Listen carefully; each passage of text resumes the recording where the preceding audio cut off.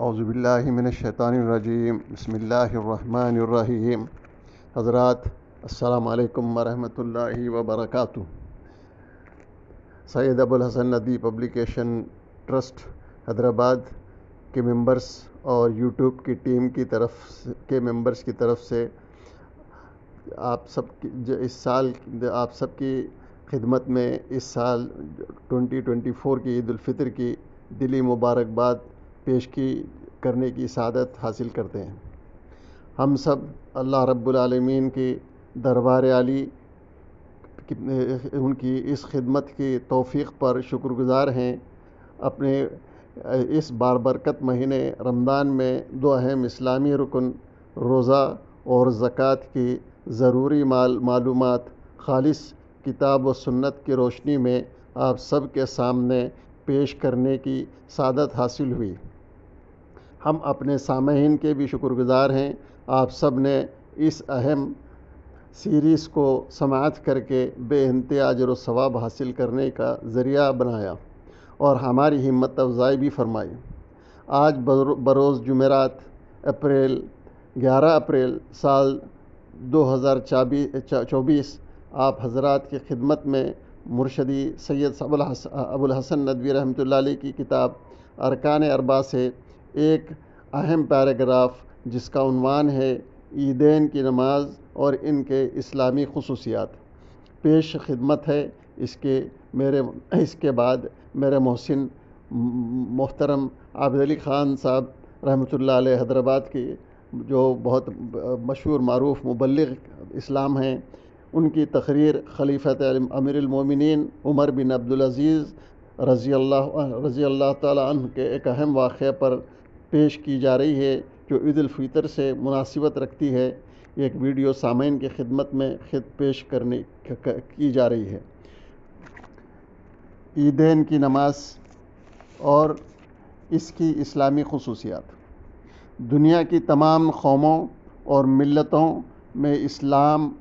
میں سالانہ تہوار اور تقریبیں آزادی و بے قیدی اور لذت و تعیش کے دن مانے گئے ہیں۔ بے حیائی و بے شرمی، لذت و ہوس، لہو و لعب اور سیر و تفریح کا مبالغہ آمیز رجحان ان کا شعار اور ان تقریبات کا موضوع بن گیا ہے۔ یہاں تک کہ یہ تہوار عبادت کے معنی و مفہوم کے بالکل مخالف سنجیدگی و متانت سے عاری اور خوشی و خضوع سے اکثر خالی ہو گئے ہیں۔ اس کے برعکس یہ دونوں عیدین، عید الفطر، عید الاضحیٰ جو شارع کا مطلب دونوں عیدوں کو ملا کے کہا گیا ہے، شارع نئے انسانی فطرت کی تسکین اور حقیقت کے اعتراف کے طور پر مسلمانوں کو عطا کی ہیں۔ دوسرے اکثر دینی و روحانی رنگ میں رنگی ہوئی ہیں۔ عیدین کی نماز میں زائد تکبیرات اور نماز کے بعد خطبے کا حکم ہے اور نماز سے قبل راستے میں زیادہ تکبیر مسنون ہے۔ عید الفطر کی نماز سے قبل صدقہ فطر اور عید الاضحیٰ کے نماز کے بعد قربانی کرنے کا حکم ہے۔ عید کی نماز کی اصل یہ تھی کہ مسلمان جس طرح ہفتے میں ایک بار جمعے کے لیے جمع ہوتے ہیں، اسی طرح سال میں 2 بار ایک کھلے اور وسیع میدان میں جمع ہوں۔ لیکن اس میں بھی مسلمانوں نے جمعے کی طرح غفلت اور سہل انگاری کا مطلب ہے سہولت، آسانی سے کام لیا اور ہر چھوٹی بڑی مسجد میں عید کی نماز پڑھی جانے لگی۔ اس وجہ سے اس نماز کا بھی وہ اثر جاتا رہا اور بہت سے وہ مقاصد فوت ہو گئے جو شریعت کے پیش نظر تھے۔ علامہ ابن قیم لکھتے ہیں، رسول اللہ صلی اللہ علیہ وسلم کی نماز اس عیدگاہ میں ادا فرماتے تھے جو مدینہ کے مشرقی دروازے پر ہے۔ یہ مصلی ہے جہاں حجاج کا محمل کا معنی ہے مرکز اتارا جاتا ہے۔ آپ نے عید کی نماز اپنی مسجد میں صرف ایک بار پڑھی، وہ بھی بارش کی وجہ سے۔ اگر اس حدیث میں جو سنن ابی داؤد و ابن ماجہ کی ہے جو کلام نہ کیا جائے لیکن معمول عیدگاہی میں نماز پڑھنے کا رہا ہے۔ حضرت شاہ ولی اللہ صاحب عیدین اور اس کے اہتمام و احکام کی حکمت بیان کرتے ہوئے لکھتے ہیں، ہر ملت کے لیے ایک ایسا مظاہرہ اور اجتماع ضروری ہوتا ہے جس میں اس کے سب ماننے والے جمع ہوں تاکہ ان کی شوکت و کثرت تعداد ظاہر ہو، اور اس لیے عیدین میں تمام لوگ حتیٰ کہ عورتوں اور بچوں کا نکلنا بھی مستحب قرار دیا گیا ہے۔ ان کو عیدگاہ سے علیحدہ ایک جگہ بیٹھنے اور مسلمانوں کی دعوت و اجتماع میں شریک ہونے کا حکم ہے، اور اسی لیے رسول اللہ صلی اللہ علیہ وسلم جانے میں دوسرا اور آنے میں دوسرا راستہ اختیار فرماتے تھے تاکہ مسلمانوں کی شان و شوکت کا نقشہ دونوں طرف کے لوگوں کو سامنے آ جائے۔ وآخر دعوانا الحمدللہ رب العالمین۔ مصلح الدین احمد حیدرآبادی، مینیجنگ ٹرسٹی، سید ابو الحسن ندوی پبلیکیشن ٹرسٹ۔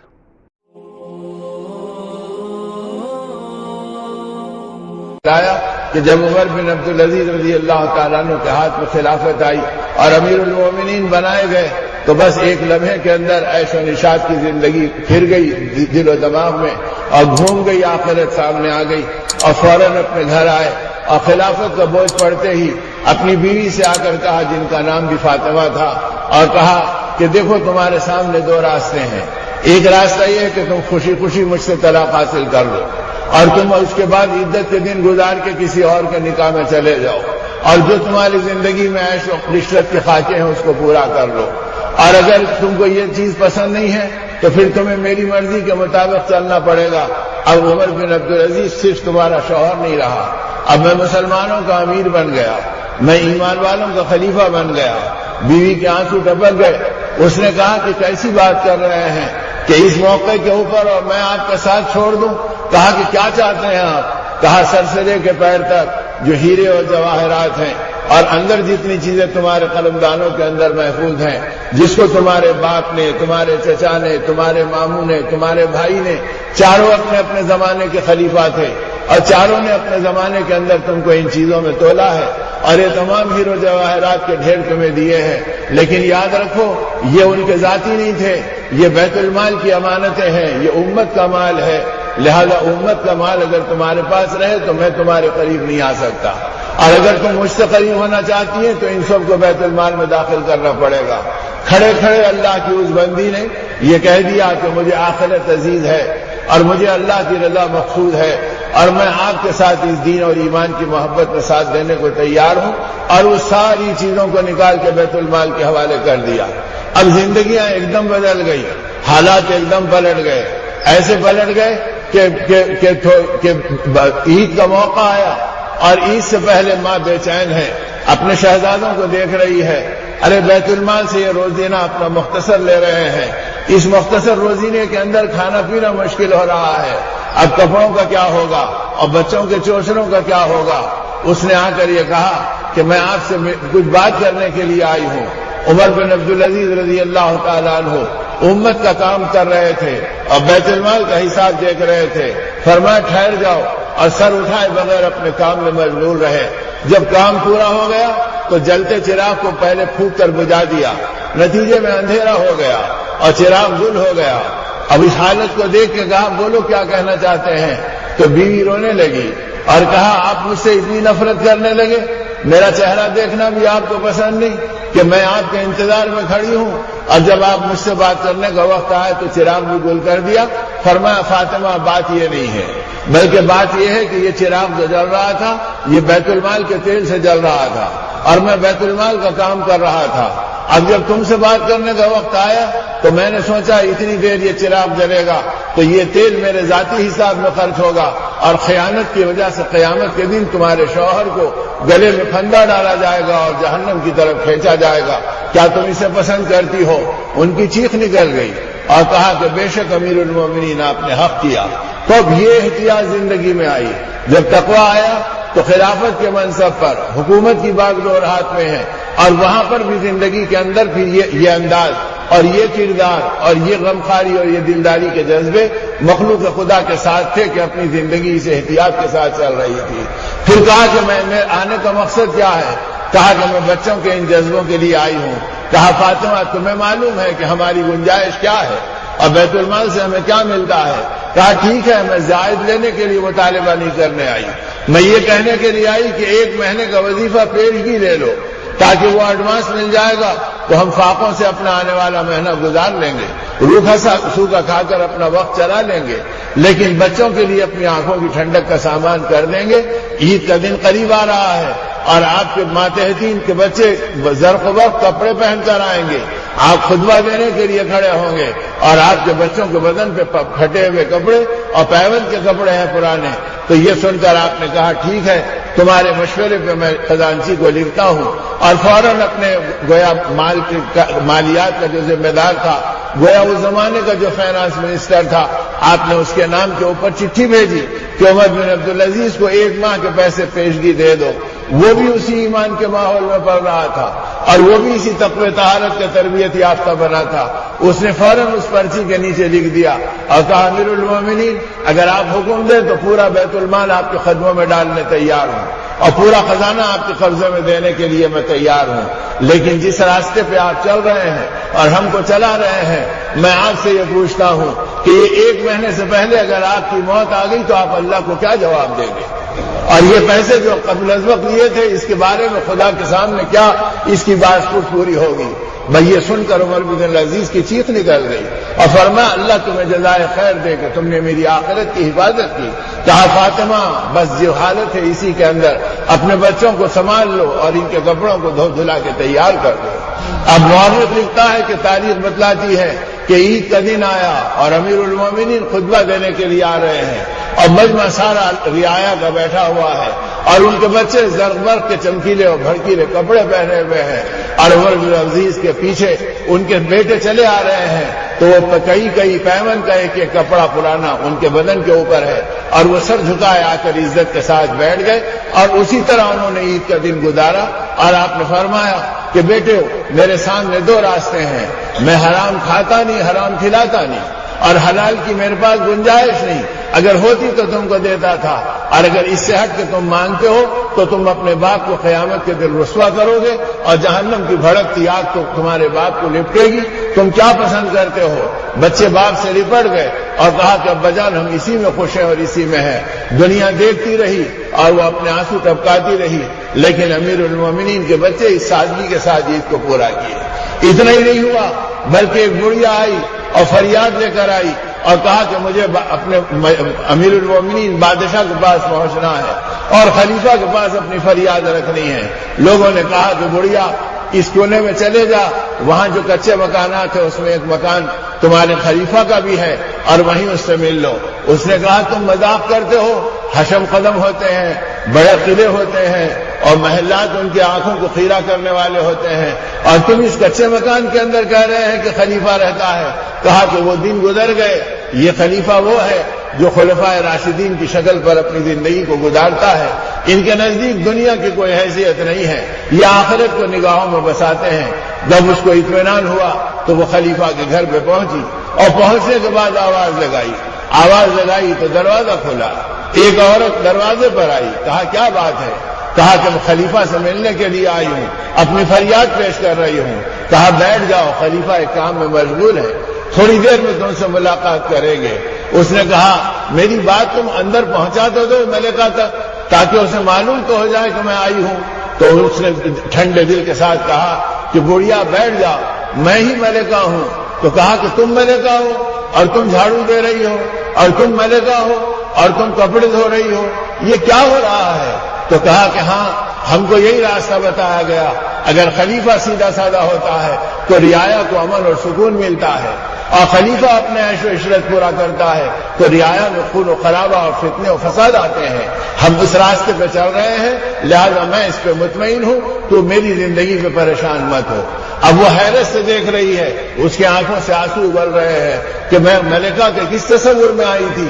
اور اسے جھاڑو دینے والی عورت سمجھ رہی ہوں، اور وہ وقت کی ملکہ ہے اور وہ اس حالت میں ہے۔ ابھی بات ہو رہی تھی، بار بار سامنے کی دیوار پر ایک آدمی کام کر رہا ہے اور دیوار کی داغ گوزی ہو رہی ہے اور وہ پلٹ کے دیکھ رہا ہے تو فوراً بڑھیا نے کہا کہ بیوی اس عورت اس مرد کو اور اس مزدور کو یہاں سے ہٹا دو، یہ بدنگاہ معلوم ہوتا ہے جو بار بار پلٹ کے دیکھ رہا ہے۔ تو کہا بڑھیا یہ مزدور نہیں، یہ امیر المومنین ہے، انہی کا نام عمر بن عبدالعزیز ہے۔ وہ کہنے لگی اپنے ہاتھوں سے کام کرتے ہیں، تو کہا تقوی کے اندر یہ طاقت پیدا ہوتی ہے، تقوی کے ذریعے سے آدمی کی زندگی کو اپنی حیثیت کا پتہ چلتا ہے، پھر وہ اپنے اعمال سے اللہ کے ساتھ اپنی عظمت کو بڑھاتا ہے۔ وہ عظمت کا اثر انسانوں پہ نہیں پورے عالم کی شکلوں کے اوپر پڑتا ہے۔ اسی لیے مورخین نے لکھا کہ عمر بن عبدالعزیز رضی اللہ عنہ کا دور ایسا گزرا کہ اس میں امن و سکون اتنا آیا تھا کہ شیر اور بکری ایک گھاٹ پر پانی پیتے تھے اور شیر بکریوں پہ حملہ نہیں کرتا تھا۔ جس دن ایک شیر نے بکری پہ حملہ کیا ہے یا بھیڑیے نے بکری کو اٹھا کر لے گیا ہے، اس دن چرواہا چیخا اور تڑپ کر رونے لگا۔ کسی نے اسے آڑ دلائی اور حیا دلائی، بکری کے ایک بچے کے مرنے پہ تو رو رہا ہے، کہا بکری کے بچے پہ نہیں رو رہا ہوں، میں عمر بن عبدالعزیز کے مرنے پہ رو رہا ہوں۔ کیا اگر وہ زندہ ہوتے تو ان کو جرأت نہیں تھی کہ یہ کر لیں، اور تاریخ کہتی ہے کہ وہی لمحہ تھا عمر بن عبدالعزیز کے دنیا سے جانے کا۔ تو اپنی زندگی کو ایسے گزارا اور تقوی کی ان بنیادوں کو قائم کیا، اور پھر اس کے بعد جب یہ احتیاط کی زندگی گزاری تو دنیا سے جاتے وقت کل 18 درہم اپنا گویا اثاثہ اور اپنا ترکہ چھوڑا، جس کے اندر کفن کا کپڑا بھی شامل تھا، گورکھن کو دینا بھی تھا، اور کھدائی کی ساری مزدوری اسی کے اندر شامل تھی۔ جب وہ سب نکل گئے تو دو درہم کے اندر 1 درہم کچھ پیسے ایک ایک بچے کے حساب میں ترکے میں آیا۔ اس کیفیت کو دیکھ کر آپ کے مرنے سے پہلے آپ کے سالے آ گئے، بچوں کے ماموں آ گئے، اور اس نے کہا کہ تم نے بچوں کے ساتھ بڑا ظلم کیا، کہا ذرا میرے کو ٹیک لگا دو تاکہ میں بات کر سکوں، کمزور ہو گیا ہوں۔ جب ٹیک لگائی تو کہا یاد رکھو میں نے ان کا حق ضائع نہیں کیا اور کسی کو نہیں دیا، اور امت کا حق لوٹ کر میں ان کے حوالے نہیں کیا۔ واللہ یتولی الصالحین، اللہ ہی نگہبان ہے اور وہی بچوں کی کا نگہبان رہے گا، اس لیے میں ان کو اس حال کے اوپر چھوڑ کر جاتا ہوں۔ اب بعد میں دنیا نے اپنی آنکھوں سے دیکھا وہ عبد الملک بن مروان جس نے اپنے بیٹوں کو 80 لاکھ درہم ایک کے حساب میں ترکے کے اندر چھوڑے تھے، ان کے بچوں کے بارے میں مورخ لکھتا ہے وہ دمشق کی جامع اموی کی سیڑھیوں پہ بھیک مانگتے تھے، ان کی ساری دولتیں لوٹ گئی اور ان کو کوئی محبتیں ملنے والی نہیں رہی، یہاں تک کہ وہ چلاتے تھے اور سیڑھیوں پہ کہتے تھے اے لوگوں اس مسجد کو ہمارے باپ نے بنایا ہے اور آج ہم فاقوں میں چل رہے ہیں، آدھی روٹی کی بھیک کا سوال ہے، ہم کو دے دو۔ تو کوئی ان کو نگاہ اٹھا کے محبت سے دیکھنے کو تیار نہیں تھا، اور جن کے بچے جن کے ہاتھوں کے اندر فاقوں کے اندر اپنے باپ کو دفنایا تھا اور ان کے ہاتھوں میں 1.5 درہم آئے تھے ترکے کے اندر، ان کا حال یہ تھا کہ وہ ایک وقت کے اندر 100 اونٹ اور 100 گھوڑے اللہ کے راستے میں سامان کے اور میں دولتوں کے لوگوں میں خیرات کرتے تھے اور تقسیم کرتے تھے۔ اللہ نے ان اولادوں کو اتنا نوازا اور ان کی زندگیوں میں اتنی برکت دی۔ تو میرے دوستو تقوی پہ اللہ دنیا کو بھی بناتے ہیں، اور تقوی پہ اللہ نسلوں کی بھی حفاظت کرتے ہیں، اور تقوی پہ اللہ حالات عالم کو بھی بدلتے ہیں، اور تقوی پر اللہ پاک سارے عالم کے اندر اپنی آسمانی مددوں کے نظارے دکھلاتے ہیں اور زمانے کے باطل کو اپنی قدرت سے توڑتے ہیں، بشرطے کہ تقوی معاشرے میں عموماً آ جائے اور ساری امت اور سارے اللہ کے بندے اور نبی پاک صلی اللہ علیہ وسلم کی امت اللہ کا لحاظ رکھ کر اپنے جذبات کو ایسے دبائے جس دبانے کی تربیت رمضان کا مہینہ دیا۔ ایسا نہ ہو کہ ماہ مبارک گزر گیا، جن آنکھوں نے قرآن پاک کو دیکھا تھا ابھی آنکھیں بے حیائی مناظر کو دیکھ رہی ہے، جن کانوں نے اللہ کے پاک کلام کو سنا تھا اب یہ موسیقی اور گندی چیزوں کے سننے کے اندر لگ گئے، جس زندگی نے اللہ کی پاک بارگاہ کے اندر اپنے حلال کو چھوڑ کر اطاعت کا اقرار کیا تھا اب وہ قوموں کی نقالی کر رہی ہے اور بے دین و بت پرست انسانوں کے راستے پہ چل رہی ہے اور یہود و نصارہ کے راستے پہ زندگی کو گزار رہی ہے، ان کے گھروں میں یہودیت پرورش پا رہی ہے، ان کی زندگی میں عیسائیت کو غذا مل رہی ہے، ان کی تمنائیں کفر کی سرحدوں کو چھو رہی ہے۔ یہ راستہ خدا کے غضب کو بھڑکانے کا ہے اور یہ راستہ قلوب کی زندگی کو برباد کرنے کا ہے، اور یہ راستہ دعاؤں کو اللہ کی طرف سے الٹا واپس منہ پہ مارنے لگانے کا ہے۔ اس لیے اپنی زندگی کو زندگی بنانا اور دین اور ایمان کی محنتوں پر ڈالنا اور تقوی کے راستے سے اپنی زندگی کو پاکی پہ چلانا، تاکہ جس تقوی کے لیے یہ مہینہ ملا تھا، یہ تقوی والے اعمال، یہ احتیاط والی زندگی، یہ اللہ کا لحاظ رکھ کر چلنے والے فکریں اور یہ نبی رحمت صلی اللہ علیہ وسلم کی محبوب اعمال، یہ ہماری زندگی کے اندر گلدستے کی طرح نظر آتے رہیں۔ اولاد کی تربیت میں، گھر کی زندگی میں، شادی بیاہ میں، ہر کام اس نہج کے اوپر ہو جس میں تقوی کا دامن ہمارے ہاتھ سے چھوٹنے نہ پائے اور اللہ کی مرضی ٹوٹنے نہ پائے اور نبی رحمت صلی اللہ علیہ وسلم کے اعمال داغدار ہونے نہ پائیں۔ یہ جتنی اس وقت بازاری زندگیاں دنیا میں چل پڑی ہے، ہزاروں انسانوں کو کھانا کھلاؤ، لاکھوں روپے کا شادی خانے لو اور اپنے نفسانی بنیاد کے اوپر خدا کے دیے ہوئے مال کو قارون و فرعون کی طرح خرچ کرنے والے بن جاؤ، یہ ساری وہ چیزیں ہیں جو اللہ کے غضب کو بھڑکاتی ہیں اور اللہ کی رحمتوں سے زندگی کو کوری کرتی ہے۔ اس کے اثرات نسلوں پہ پڑتے ہیں، اولاد بے حیا ہوتی ہے، زندگی بے دین ہوتی ہے۔ اسی لیے حدیث پاک میں آیا، اگر تمہاری نگاہوں میں بدنگاہی آئے گی اور بے حیائی آئے گی تو تمہاری عورتیں بدچلن ہو جائیں گی اور تمہاری زندگی کے اندر پھر بے دینی کے اثرات پڑیں گے۔ اگر تم اللہ کے نافرمان بنیں گے تو تمہاری اولاد تمہاری نافرمان بنے گی۔ اس لیے میرے دوستوں اور میرے بزرگوں، اعمال کے اثرات حق ہے اور اعمال سر سے لے کے پیر تک اور ہوش سے لے کے موت تک، انفرادی زندگی سے لے کے اجتماعی زندگی تک اللہ کے نبی صلی اللہ علیہ وسلم کے بتلا دیے گئے۔ لقد کان لکم فی رسول اللہ اسوۃ حسنہ۔ اب اس مبارک زندگی کو نمونہ بنانا، اس کے لیے دینداروں کا ماحول، دینی محنتوں میں چلن، علماء امت کی مجلسوں میں شرکت، اللہ کے راستے کی نقل و حرکت، دعوت اللہ کی محنتوں کے اندر جان و مال کا لگانا اور اپنی زندگی کو اپنی خواہشات سے ہٹا کر نفس کی ناگواریوں میں چلانا اور ایمان کی مرضیات کے اوپر اپنے آپ کو جمانا، اگر یہ چیزوں کے ہم اپنے آپ کو حاجت مند اور محتاج بنائیں گے اور اس کو اپنی زندگی کی ضرورت سمجھیں گے تو میرے بھائیوں اور میرے بزرگوں، اعمال حقہ کا راستہ کھلے گا اور آدمی کو اس زہریلے ماحول میں استقامت ملے گی، حق کا راستہ ملے گا، حق کی محنتیں ملے گی۔ نبی پاک صلی اللہ علیہ وسلم نے اپنی امت کو انہی محنتوں پر ڈالا اور انہی فکروں پہ کھڑا کیا اور آپ قیامت تک یہ چاہتے تھے کہ میری امت دنیا میں یہی کام کرتی رہے اور حشر کے میدان میں آئے تو میں اپنی امت کو دیکھ کے فخر کروں کہ میری امت میرے چھوڑے ہوئے راستے پہ چلتی رہی اور میری فکروں کو اپناتی رہی اور میرے اعمال میں لگتی رہی اور میری امانت کو دنیا میں عام کرتی رہی۔ یہ آپ کی تمنا اور آپ کی فکریں تھی اور اسی کی محنتوں میں آپ نے اپنے آپ کو چلایا اور آخری لمحے تک امت کو یاد کیا، امت کے لیے بے چین ہوئے، امت کے لیے بے قرار ہوئے، امت ہی کے لیے مانگتے رہے اور اللہ کی پاک بارگاہ میں امت کی ضرورتوں کو پیش کرتے رہے۔ وہ محبوب نبی صلی اللہ علیہ وسلم جو ہماری ماؤں سے زیادہ ہمارے لیے آنسو ٹپکائے اور ہمارے باپ سے زیادہ ہمارے لیے شفقت کا معاملہ کیے، ان کی زندگی کو پہچاننا اور ان کے اعمال کو جھانکنا اور ان کی فکروں کو اپنانا اور ان کے بتلائے ہوئے طریقے پہ اپنے آپ کو چلانا تاکہ اللہ کی طرف سے اس پہ تقوی کی مہر لگے اور متقی بندوں میں اللہ اپنے کرم سے شمار کر دے۔ اللہ اپنے کرم سے مجھ کو اور آپ کو اس کی توفیق دے اور زمانے کی بے دینی اور برائیوں سے بچنے کا راستہ اللہ آسان کر دے۔ اس لیے کہ ساری دنیا اگر ایک ریوڑ پہ چل جائے تو کوئی برائی بھلائی نہیں بن جاتی اور کوئی غلط چیز صحیح نہیں بن جاتی۔ غلط ہے چاہے ساری دنیا کر لے اور صحیح ہے چاہے اکیلا ایک اللہ کا نبی کرتا رہے، لیکن وہی حق ہے جو اللہ کی طرف سے آیا ہے۔ لہذا اللہ کی طرف سے ملنے والی شریعت، اللہ کی طرف سے ملنے والے احکام، اللہ کی طرف سے ملنے والا دین، نبی پاک صلی اللہ علیہ وسلم کی طرف سے بتلایا ہوا طریقہ، بس یہ قیامت تک کے لیے معیار ہے کامیابی کا، عزتوں کا، سربلندی کا، سمجھداری کا اور ہوش مندی کا۔ اس کے علاوہ کے راستے نادانی کے، بربادی کے، غارت گری کے ہیں۔ اللہ اپنے کرم سے ہم کو یہ شعور دے کہ زندگی کے ہر شعبے میں ہم تقوی کے کانٹے کو اپنی زندگی کے لیے کانٹا بنائیں اور اسی کو اسٹینڈرڈ بنائیں اور اسی پیمانے پر رکھ کر اپنی زندگی کو اس سانچے میں ڈال لیں۔ حق تعالی شان مجھ کو، آپ کو، پوری امت کو اس کی توفیق دے اور موت تک ہم نے زندگی کو اپنی تقوی پر چلا کر ایمان پر خاتمے کی سعادت اللہ اپنے کرم سے اپنے وقتوں پر نصیب فرما دے۔ اللہ پاک اپنے کرم سے ہمارے ٹوٹے پھوٹے روزوں کو قبول فرما لے اور ہماری سیدھی سادی عبادتوں پہ اپنے کرم کی چادر ڈال دے اور اس کو قبولیت سے سرفراز فرما دے اسی آگے ان کی برکتوں کو رکھنے کے لیے اپنی زندگی کی حفاظت کرنا، اپنے اعمال کو جمانا اور اپنے ایمان کو بنانا اور اس ایمان والی زندگی پہ قائم رہنا۔ اللہ اپنے کرم سے ہم سب کو استقامت دے اور بہکنے اور بھٹکنے اور مختلف دنیا کی تعویلات کرنے سے اپنے آپ کو بچائے رکھے، اس لیے کہ یہ دور بہت زیادہ زہریلا دور ہے۔